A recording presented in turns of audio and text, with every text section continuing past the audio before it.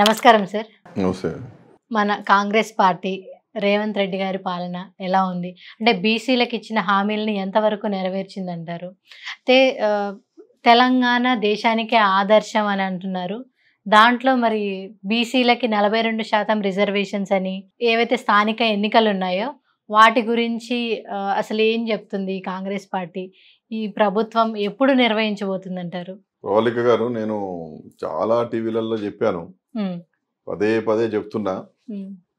నేను మాట్లాడుతుంటే ఏమనుకుంటున్నారంటే కాంగ్రెస్ పార్టీకి బాగా వ్యతిరేకంగా మాట్లాడుతున్నాడు వక్లవన్న కృష్ణమోహన్ రావు. మేము ఇన్ని పనులు చేసినాం, ఇంత నిర్భయంగా ముందుకు పోతున్నాం, సర్వే చేశాం, 42% సంబంధించినటువంటి బిల్లులు పెట్టాము, రాష్ట్రపతి గారికి పంపించినాం. రాష్ట్రంలో ఇంకేముంటుంది? ఇంతకన్నా మేము ఏం చేయగలుగుతాం? హ్మ్. ఢిల్లీ పోయి ధర్నా చేసి వచ్చినాం. కేంద్రం దాన్ని ఆ బిల్లులను సహకరించామని చెప్పి కోరడం జరిగింది. హ్మ్. వాటి ప్రతి ప్రయత్నం చిత్తశుద్ధిగా మేము చేస్తూనే ఉన్నాం. ఒకవైపు ఈ వగ్లాపన్నం కృష్ణమోహన్ రావు లాంటి వాళ్ళు కొంతమంది పని కట్టుకొని విమర్శ చేస్తున్నారు. ఇది ఏం పద్ధతి?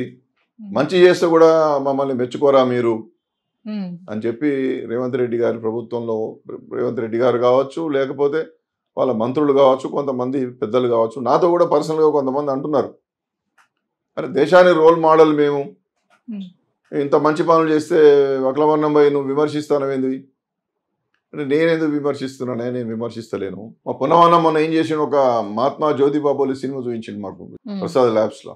పూలే గారి గురించి అందరికీ తెలుసు కదా, అవును. అవమానాలు గురైండు, తండ్రి ఎల్లగొట్టేసిండు, ఊరు చేత బహిష్కరణ గురైండు, ఆయన చేస్తున్న పనిని అందరు విమర్శించిండ్రు.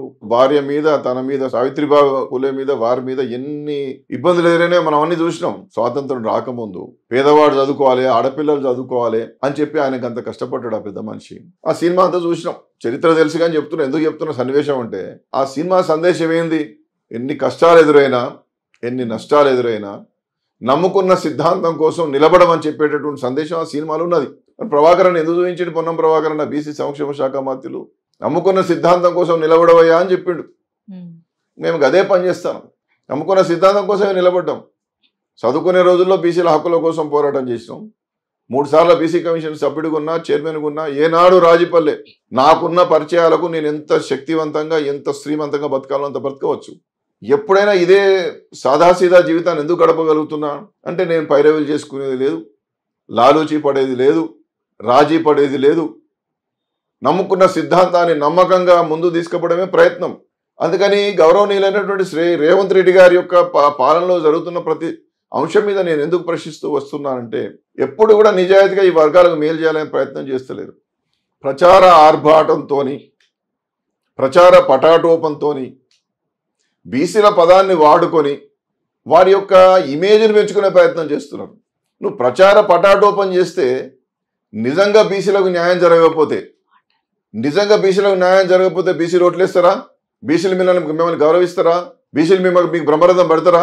మీకు అధికారం ఇచ్చారు. మీరు కామారెడ్డిలో బీసీ డిక్లరేషన్ చేసి అనేక హామీలు ఇచ్చారు.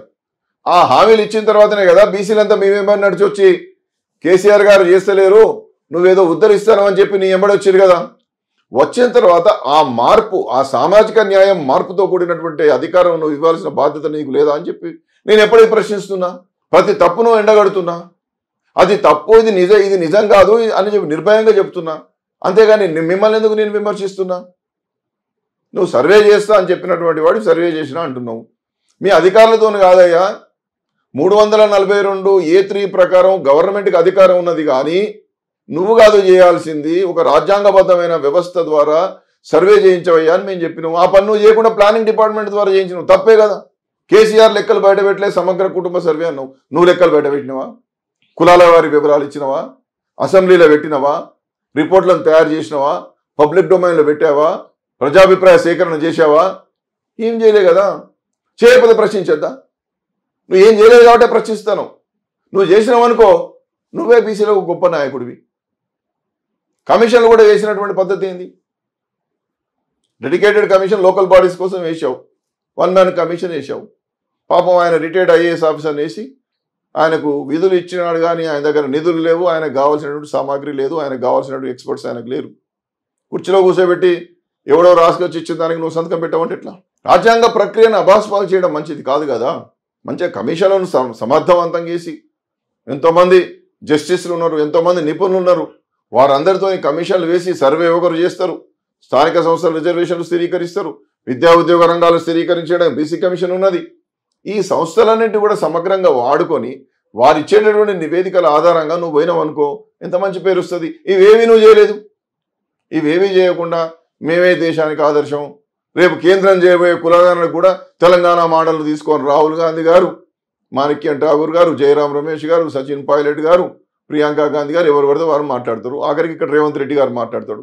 తప్పుల మీద తప్పులు చేస్తూ, బీసీలకు అన్యాయం చేస్తూ, ఏదిలాగా న్యాయపరంగా నిలబడినటువంటి ప్రయత్నాలు చేస్తూ, పరిస్థితులు ఏర్పరుస్తూ కృష్ణమోహన్ రావు విమర్శిస్తానంటే నాకేం పని? రేవంత్ రెడ్డి గారు నాకేమైనా శత్రువా అండి? వారికి నాకేమైనా గెట్టుకోడ పంచాయతీ ఉన్నాయా? ఏమైనా లావాదేవీలు ఉన్నాయా? దేశంలో రాష్ట్రంలో మెజారిటీ ప్రజలకు న్యాయం చేయండి, ఇచ్చినటువంటి హామీలను నిలబెట్టుకోండి, పద్ధతి ప్రకారం ముందుకు పోండి. నిన్ను నమ్మి నీకు ఓట్లు వేస్తే మమ్మల్ని నిట్ట నిలువలు ఎందుకు ముంచుతున్నావా అనేటువంటి ప్రశ్నిస్తున్నా. వారి పక్షాన మాట్లాడేటటువంటి అధికారం నాకున్నది కాబట్టి మాట్లాడుతున్నా.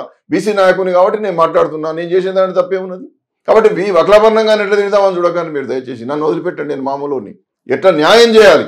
కేసీఆర్ ఏం చేయలేదు, 4 ఇంతలు నువ్వు చేసి చూయించు, ప్రజారంజక నాయకుడు అవుతావు. ఇంకోటి చేయలేదు, కిరణ్ కుమార్ రెడ్డి చేయలేదు, రాజశేఖర రెడ్డి గారు చేయలేదు అనుకుందాం. రాజశేఖర రెడ్డి చేసినట్టు ఎవరు చేయలేదు, అది వేరు విషయం. కాబట్టి నేను అనేది ఏంటంటే, నువ్వు చేయాల్సినటువంటి పనులు సక్రమంగా చేయకుండా, ఇచ్చినటువంటి హామీలు నిలబెట్టుకోకుండా, చేసేదాన్ని కూడా తప్పులు చేసుకుంటా, నేను ఆదర్శం అంటే ఏం ఆదర్శం అండి? ఎవరికి ఆదర్శం అండి?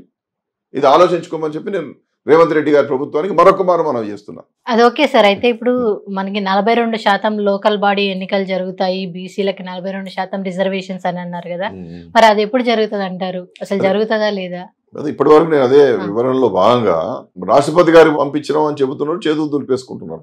దాని తర్వాత అఖిల పక్షాలను తీసుకుపోవడము, అఖిల కులపక్షాలను కూర్చోబెట్టుకొని మాట్లాడము, ప్రజలందరికీ కూడా వివరణాత్మకంగా చెప్పడము, రాష్ట్రపతి గారిని కలిసి రిక్వెస్ట్ చేయడము, అమ్మా ఇంత కసరత్తు చేసి మేము తీసుకొచ్చాం, మీరు దానికి అనుమతిస్తే ఆ బిల్లులు వెనక్కి వస్తే మేము చట్టం చేసుకొని అమలు చేస్తాము అనేటువంటి మాట చెప్పేటటువంటి ఒక ప్రయత్నం జరగడం లేదు.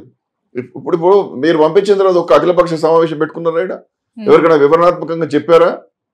కుల సంఘాలను కూర్చోబెట్టుకుని మాట్లాడారా? మీరు పోయి ఢిల్లీలో పోయి మీ ప్రదర్శన చేస్తున్నారు, మీ పవర్ పాయింట్ ప్రజెంటేషన్లు చేస్తున్నారు. ఏఐసిసి వాళ్ళని మెప్పించుకుంటే మీ పదవులు ఉంటాయి కావచ్చు, మాకు మీరు ఉంటూ ఉండండి, మాకు అభ్యంతరం లేదు. కానీ మాకు పదవులు లేకుండా ఎందుకు చేస్తున్నారు? మాకు వచ్చేటటువంటి అవకాశాలను ఎందుకు చేస్తున్నారు? 2 సంవత్సరాల నుంచి ఎలక్షన్ లేవు, వ్యవస్థ అంతా చిన్నభిన్నం అయిపోతున్నది. మాకు వచ్చే అవకాశాలు కోల్పోయినాయి కదా మేము చాలా కాలంగా. కాబట్టి ఇది మంచి పద్ధతి కాదు. ఇప్పటికైనా రాజ్యాంగంలో 243 DT6 అనేటువంటి అధికారాల ద్వారా రాష్ట్ర ప్రభుత్వాలకి అధికారం ఉన్నది. కాబట్టి మీరు మళ్ళీ బిల్లులు పెట్టి దాన్ని చట్టం చేసుకొని, ఆ చట్టాలు వచ్చిన తర్వాత జీవోలు ఇచ్చేసి ఎలక్షన్లకు వెళ్ళిపోండి. 42 ప్రకారం ఏం జరుగుతుందో తర్వాత చూద్దాం. మరి రాష్ట్రపతి గారి దగ్గర నుంచి వస్తుంది అంటే రాకపోతే ఎట్లా? సంవత్సరాల కొద్ది వారి దగ్గరనే ఉంటుంది. దాన్ని ఏ కోణంలో చూస్తాం మనం? మీరు ఒకవేళ మళ్ళీ 9th షెడ్యూల్ గురించి కూడా ప్రయత్నం చేశారనుకోండి, పార్లమెంట్లో ఉభయ సభలు ఆమోదం చేయాలి, అది జరగాలి. ఆ కసరత్తు అంతా ఇప్పుడు జరుగుతుందా? కాబట్టి 42%తో జీవోలు తీసి ఇస్తామని చెప్పి మీరు పంచాయరాజ్ మున్సిపల్ డిపార్ట్మెంట్స్ ద్వారా జీవోస్ తీసి మీరు చట్టాలు ఏర్పడిన తర్వాత అమలు చేయండి. బీసీలంతా మీకు అండగా ఉంటారు. ఎవరు కూడా ఈ రాష్ట్రంలో వ్యతిరేకంగా లేరు. మీరు సర్వే చేసినాడు కానీ ఈ కసరత్తు జరుగుతున్నప్పుడు కూడా ఏ అగ్రవర్ణాలకు సంబంధించిన వాళ్ళు కూడా మిమ్మల్ని వ్యతిరేకించలే. ఎవడో కేసేస్తాడు, ఎవడో ఆపుతాడు అనేటువంటి భ్రమలలో బ్రహ్మ పదార్థం చూపిస్తూ బీసీల హక్కులను కాలరాసే ప్రయత్నం జరుగుతున్నది. కాబట్టి మనవి చేసేది ఏంటంటే, ఇదిగో ఎలక్షన్లు అదిగో ఎలక్షన్ అని మీ మంత్రులు స్టేట్మెంట్లు ఇవ్వడం కాదు. ఒక విధానపరమైన నిర్ణయం తీసుకొని, yes our government is committed for the 42% reservations to BCs in local bodies అని చెప్పి ముందుకు రండి. మీరు మంత్రివర్గం నిర్ణయించిన తీసుకున్న తర్వాత మీరు జీవోలు తీయండి, మీరు ఎన్నికలు పెట్టండి, మీకు బీసీలు బ్రహ్మానందం పడతారు. 56% ఉన్నటువంటి బీసీల యొక్క అభివృద్ధికి సంబంధించిన అంశాలు, విద్యా ఉద్యోగ రంగాలు, రాజకీయ రంగాలకు సంబంధించి. కాబట్టి బీసీలంతా మీ వెంబడే ఉంటాడు. అగ్రవర్ణాల్లో పేదలకు ఆల్రెడీ ఈడబ్ల్యూఎస్ రిజర్వేషన్స్ ఉన్నాయి. కాబట్టి ఎవరు వ్యతిరేకించరు. మా జనాభా ప్రకారం మేము అన్నప్పటికీ మేము 56 ఉంటే 42 కదా మీరు ఇచ్చేది. ఇంకా చాలా రిజర్వేషన్ రావడం లేదు కదా. కాబట్టి రేవంత్ రెడ్డి గారి ప్రభుత్వానికి చిత్తశుద్ధి ఉంటే వెంటనే జీవోలు విడుదల చేసి ఎన్నికలకు 42%తో పోవాలనేటువంటి విషయాన్ని మీ ద్వారానే మనవి చేస్తున్నాం. ధన్యవాదాలు. నమస్కారం.